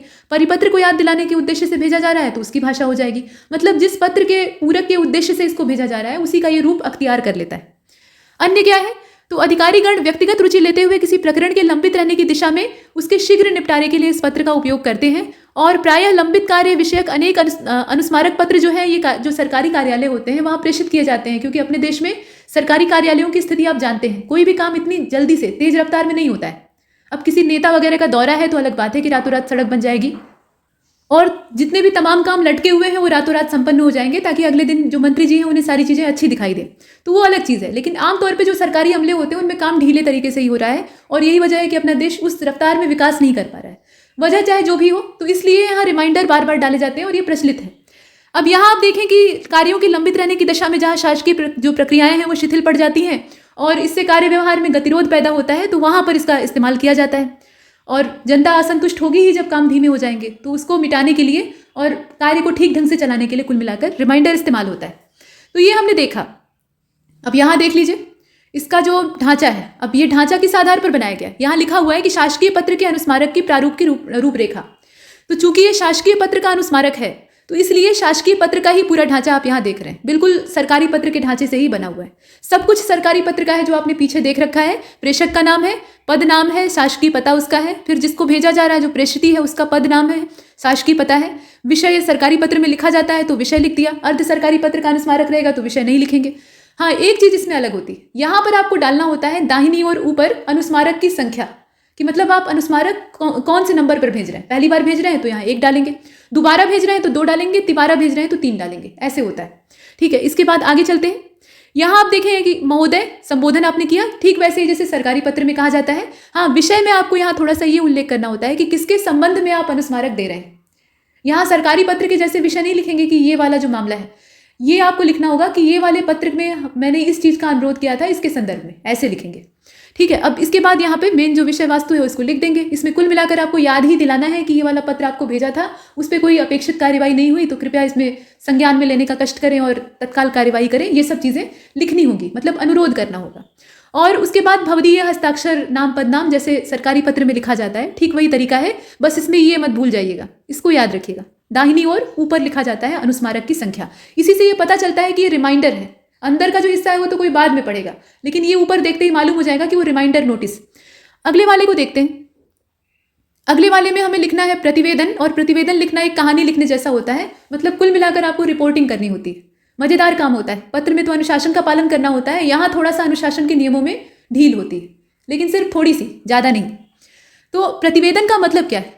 किसी प्रकरण, घटना या स्थिति विशेष की क्रमिक जानकारी प्रस्तुत करना। ध्यान दीजिएगा कि यहाँ क्रमबद्धता टूटने नहीं पाए। यहाँ सारा खेल क्रमबद्धता का होता है। जैसे संक्षेपण और सारांश आप करते हैं ना, तो संक्षेपण में भी क्रमबद्धता का ही खेला होता है। वहाँ जिस क्रम में गद्यांश में जिस बात को कहा गया है उसी क्रम में आप संक्षेपण में उस बात को लिखेंगे। अगर वो क्रम भंग हुआ तो संक्षेपण खराब हो जाएगा। संक्षिप्त लिखने के साथ साथ ये भी आवश्यक होता है, और वही काम यहाँ भी है। प्रतिवेदन में भी किसी घटना का आपको ब्यौरा लिखना है, रिपोर्ट उसकी लिखनी है, जैसे अखबार वाले संवाददाता रिपोर्ट करते हैं ना, वैसे। तो वो रिपोर्ट क्रमबद्ध होनी चाहिए। ऐसा ना हो कि अस्त व्यस्त लगे। किसी घटना का आप विवरण दे रहे हैं और वो घटना जो है उसमें उद्घाटनकर्ता जो है वो पहले ही आ गया और आयोजन बाद में हो रहा है, ऐसा उस जो आपने ढांचा तैयार किया है उसमें अगर लगने लगेगा तो कोई पढ़ना नहीं चाहेगा। रिपोर्ट रोचक होती है और रोचक चीज़ में प्रवाह होता है। तो अब ध्यान दीजिए कि किसी प्रकरण, घटना या स्थिति विशेष की जो क्रमबद्ध जानकारी या रिपोर्ट है उसको पेश करना इसका उद्देश्य होता है। आप सभी जानते हैं कि देश विदेश में अनेक घटनाएं ऐसी होती हैं जिसके बारे में विस्तार से जानने के लिए हम सभी उत्सुक रहते हैं। सुबह लेकर अखबार बैठ जाएंगे बांचने के लिए, और उसका उद्देश्य क्या होता है? यही सब जानना उद्देश्य होता है। लेकिन उसके लिए तथ्यों की जांच पड़ताल करनी पड़ती है, अर्थात मामले की बारीकी से खोजबीन आवश्यक होती है, जो कि किसी सरकारी या गैर सरकारी संस्था या एजेंसी के द्वारा अथवा उसके द्वारा नियुक्त एक या एक से अधिक व्यक्तियों के द्वारा की जा सकती है। ऐसे व्यक्ति या व्यक्तियों द्वारा प्रस्तुत विवरण को ही प्रतिवेदन कहा जाता है। ठीक है, मतलब प्रतिवेदन जो है ये विवरण होता है असल में, तो ये तो आप पहले ही समझ गए हैं। ऐसे व्यक्तियों या व्यक्तियों द्वारा प्रस्तुत विवरण जो है इसको प्रतिवेदन कहा जाता है, और जिस व्यक्ति या समिति द्वारा प्रतिवेदन प्रस्तुत किया जाता है उसको प्रतिवेदक कहा जाता है। तो ये तो बच्चों वाली परिभाषा है कि इसको प्रतिवेदन कहते हैं, इसको प्रतिवेदक कहते हैं। कुल मिलाकर बात क्या है? रिपोर्टिंग हमें करनी है सरल भाषा में, सुबोध तरीके से, क्रमबद्ध तरीके से। एक घटना का पूरा ब्यौरा पेश करना होता है और कम से कम शब्दों में करना होता है। कहानी लिखने का मतलब ये नहीं कि पूरी दीर्घ कथा लिख देंगे, लघु कथा यहाँ पेश करनी होती है। अब एग्जाम्पल आप यहाँ देखिए। शीर्षक क्या है? शीर्षक यह है कि अमेरिकी राष्ट्रपति डोनाल्ड ट्रंप जी जो है वो सपरिवार, मजे की बात है, सपरिवार आगरा यात्रा पर आए थे, तो उसी का आपको यहाँ रिपोर्टिंग करना था, मैंने प्रतिवेदन लिखकर भेजना था। तो प्रतिवेदन आप कैसे लिखेंगे? गुजरात के अहमदाबाद में आयोजित कार्यक्रम को संबोधित करने के पश्चात कार्यक्रम तालिका के हिसाब से, मतलब उनकी जो टू डू लिस्ट थी वो पहले से तय थी, तो उस तालिका के हिसाब से राष्ट्रपति डोनाल्ड ट्रंप सपरिवार आगरा स्थित ताजमहल के दर्शन हेतु पहुंचे, जहां राज्यपाल, अब देखिए पहले दर्शन हेतु पहुंचे, वहां स्वागत किसने किया वो पहले आप उल्लेख करेंगे, तो जहां राज्यपाल श्रीमती आनंदीबेन पटेल तथा मुख्यमंत्री श्री आदित्यनाथ जी ने उनका स्वागत किया। अब प्रतिवेदन में एक चीज ध्यान दीजिएगा कि इसमें पॉइंट्स बनाकर लिखिएगा, मतलब पहला पॉइंट आपने इतना लिखा, बहुत लंबे लंबे पैराग्राफ कुल मिलाकर नहीं लिखने, पॉइंट्स में लिखना है तो रोचक लगेगा। सुरक्षा कारणों के दृष्टिगत या सुरक्षा कारणों को मद्देनजर रखते हुए प्रत्येक स्थान पर सुरक्षा व्यवस्था चाक चौबंद थी, जिसमें कि अमेरिकी खुफिया एजेंसी, भारतीय सेना, पुलिस, सेना जवानों का सम्मिलित प्रयास था। और अमेरिका वाले, मतलब खासतौर पे इनके जो सर्वोच्च पद आसीन व्यक्ति हैं, यानी राष्ट्रपति की बात हो रही है, तो उनकी सुरक्षा की अगर बात हो तो अमेरिका किसी पर भरोसा नहीं करता है। अपने देश जैसा नहीं है कि हम अपने दूसरे देश में जाएं और वहाँ सबसे एकदम खुले दिल से मिलें, सबका एकदम तहे दिल से स्वागत करें और सबसे गले मिलने लगे, ऐसा नहीं होता है। इतनी खुली मानसिकता या इतना जो बड़ा दिल है ये हम भारतीयों का ही होता है, बाहर वालों का नहीं होता है। तो ये अमेरिकी जो है ये किसी पर भरोसा नहीं करते, ठीक है। तो इनके अगर कोई महामहिम लोग जो हैं ये दूसरे देश में जाते हैं तो ये अपनी व्यवस्था खुद करके जाते हैं, हर एक चीज़ इनकी अपनी होती है, ये दूसरे की सुरक्षा व्यवस्था पर जरा भी यकीन नहीं करते, चाहे उस मेजबान को अपमान ही क्यों न लगे, लेकिन इन्हें अच्छा लगता है। खैर ये अलग चीज़ है। तो अब यहाँ देखें, जो अमेरिकी खुफिया एजेंसी थी वो इनके साथ साथ चलेगी ही, तो वो और साथ में भारतीय सेना और पुलिस के जो यहाँ के जवान थे उनका सम्मिलित प्रयास इस सुरक्षा व्यवस्था में था। तकनीकी सुरक्षा को भी मजबूत किया गया था और संपूर्ण यात्रा मार्ग में भारतीय संस्कृति का परिचय देने हेतु सांस्कृतिक कार्यक्रमों और कार्यक्रमों का प्रबंध था, मतलब देखने में लगे कि भारतीय संस्कृति जो है उसका पूरा शो ऑफ किया जा रहा है। बड़े पोस्टर्स और होर्डिंग्स के द्वारा शोभा बढ़ाने का प्रयास किया गया था और स्कूली विद्यार्थी और आम नागरिकों की भागीदारी भी देखी गई थी। एयरपोर्ट से अपने निजी कार के द्वारा ताज पैलेस विलास तक पहुंचने के बाद वहां से ट्रंप परिवार ताज दर्शन हेतु निकला। अंततः शाम 5 बजे एयरफोर्स स्टेशन से वे दिल्ली के लिए रवाना हो गए। तो यहाँ ताज दर्शन हेतु निकला, यहाँ से थोड़ा बात बढ़ाने की गुंजाइश आपके पास थी, निकला, उसके बाद वहाँ क्या मतलब किन किन स्थानों पर वे घूमे, क्या देखा, और उसके बाद फिर एक पॉइंट आप जोड़कर कैसे उनकी वापसी हुई इसको लिख सकते थे। तो वापसी वाला जो कांड है उसको अंत में लिखिएगा, अलग पॉइंट बनाकर लिखिएगा इस प्रकार से। तो प्रतिवेदन में आपने देखा कि बहुत आसान होता है, इसमें ज़्यादा झंझट नहीं होती, सिर्फ आपको घटना का क्रमबद्ध ब्यौरा प्रस्तुत करना होता है, उसमें क्रम कहीं से भंग नहीं होना चाहिए, भाषा प्रवाह पूर्ण होनी चाहिए, सरल होनी चाहिए, और ऐसा लगे, मतलब प्रतिवेदन को अगर कोई पढ़े तो उसको ऐसा लगे कि वो उस घटना स्थल पर या उस जगह पर खुद उपस्थित है, साक्षात उपस्थित है और उसे अपनी आंखों से देख रहा है। किसी कुशल लेखक की कहानी आप पढ़ते हैं तो उस कहानी के किरदारों में आप खो जाते हैं, उस कहानी का जो पूरा ढांचा होता है, समय होता है, या उसकी जो जमीन होती है उसमें आप चले जाते हैं। जैसे प्रेमचंद की कोई कहानी पढ़ते हैं तो उसमें आपको लगता है कि आप हल्कू और झबरा का जो कष्ट है उसको महसूस कर रहे हैं, ठीक है, या जो पंडित मोटेराम शास्त्री हैं उनकी कंजूसी को आप महसूस कर रहे हैं या खुद उस भूमिका में आ गए, ऐसा आपको लगता है कहानी में डूबकर कभी पढ़िएगा। तो वही हाल यहाँ रिपोर्ट का भी होता है। ये उदाहरण आपको इसलिए दिया जा रहा है ताकि आप बेहतर समझ सकें, तो उदाहरण इसलिए दिया गया। अब यहाँ देखिए प्रतिवेदन में भी वही चीज़ है, जीवंतता होनी चाहिए, ऐसा लगे कि आप वहाँ राष्ट्रपति डोनाल्ड ट्रंप के साथ थे, मतलब उस काम में आप भी इन्वॉल्व थे, रिपोर्टिंग आपने ही की है, ऐसा, ठीक है। तो ये प्रतिवेदन का ढांचा है, यहाँ तक हमने देखा। प्रतिवेदन में ऐसा कुछ नहीं है कि इसके लिए बहुत ज़्यादा हम समय लगाएं, बस थोड़ा सा आप प्रयास करेंगे आपका काम हो जाएगा, इसमें ज़्यादा अनुशासनात्मक चीज़ें हैं भी नहीं। अब चलते हैं टिप्पण की ओर। तो टिप्पण या टिप्पणी, ये अंग्रेजी का शब्द है नोटिंग, उसी का सिनोनिम है या उसी का समानार्थी शब्द है। टिप्पण शब्द का सामान्य अर्थ क्या होता है? किसी मामले में अपनी राय देना, अपना विचार प्रस्तुत करना, इसी को कहा जाता है टिप्पणी। जैसे YouTube में आप वीडियो देखते हैं तो नीचे कमेंट सेक्शन होता है जहां आप तारीफ भी कर सकते हैं और गालियां भी दे सकते हैं, जो कि आप दोनों काम करते हैं। तो ऐसी कंडीशन में वही चीज़ यहाँ भी है। अब कार्यालयी हिंदी में इसका अर्थ बाहर से आने वाले पत्रों या प्रशासनिक मामलों पर कार्यवाही करने के उद्देश्य से फाइल पर टिप्पण लिखने से होता है, मतलब फाइल पर अपने विचार प्रस्तुत करने से होता है। तो आइए इसे देखते हैं। उत्तर प्रदेश सरकार की हिंदी निदेशिका में टिप्पण की व्याख्या करते हुए लिखा गया है कि टिप्पण का उद्देश्य उन मुद्दों पर जिन पर कि स्पष्ट रूप से निर्णय करना होता है तथा तदनुसार प्रस्तुत करना होता है, उन बातों की ओर संकेत करना होता है जिनके आधार पर उक्त निर्णय लिया जा सकता है। मतलब जिन जिन पॉइंट्स को दिमाग में रखकर या ध्यान में रखकर निर्णय लेना है, उन पॉइंट्स पर अपने विचार व्यक्त करने होते हैं, मतलब उस पर टिप्पण लिखना होता है। ये ध्यान दीजिएगा। टिप्पण लिखित रिमार्क होता है, टीप या नोटिस होता है। कार्यालय में विचार के लिए प्रस्तुत किसी भी तरह के कागज के संबंध में यह लिखी जा सकती है, ठीक है। ध्यान दीजिएगा कि किस संदर्भ में लिखी जा सकती है। तो कार्यालय के विचार में प्रस्तुत किसी भी तरह के कागज के संबंध में ये लिखी जा सकती है। प्रायः संबंधित कागजों पर ये नहीं लिखी जाती है, अलग से लिखी जाती है, मतलब उस पर नहीं लिख देंगे, अलग से लिखेंगे। और मूल कागजों पर अत्यंत सूक्ष्म टीप अंकित की जा सकती है, ठीक है। मतलब विस्तृत अगर आपको टिप्पण लिखना है तो आपको अलग से लिखना पड़ेगा। ये नहीं कि जो मूल प्रति है उसी पर आप उठाकर अपना कमेंट लिखने लगेंगे, ऐसा नहीं करेंगे। यहाँ तो ये होता है कि वीडियो के साथ कमेंट सेक्शन अटैच है, उसी में आप अपनी गालियाँ और तारीफें लिखते हैं, ठीक है, दोनों चीज़ें लिखते हैं। तो यहाँ वैसा नहीं होता है, अलग से करना होता है। अगर उसी में लिखना है तो फिर बहुत ही संक्षिप्त तरीके से करना होगा। वो भी ये ध्यान देना होगा कि मूल पत्र जो है वो कवर ना हो जाए, मतलब आपका जो टिप्पण है या आपकी जो टिप्पणी छोटी सी है वो उसे कवर ना करे। अब उपर्युक्त सभी परिभाषाओं के आधार पर निष्कर्ष क्या निकला? तो निष्कर्ष ये निकला है कि पिछले जितने भी पत्र या कागज हैं उनके सारांश पर इसे प्रस्तुत किया जा सकता है। जिन मुद्दों या विषयों पर निर्णय करने की आवश्यकता हो उसकी समीक्षा और क्या कार्यवाही की जाए इसके संबंध में सुझाव और उस पर दिए गए आदेशों का जो ब्यौरा है वो टिप्पण में मौजूद रहता है।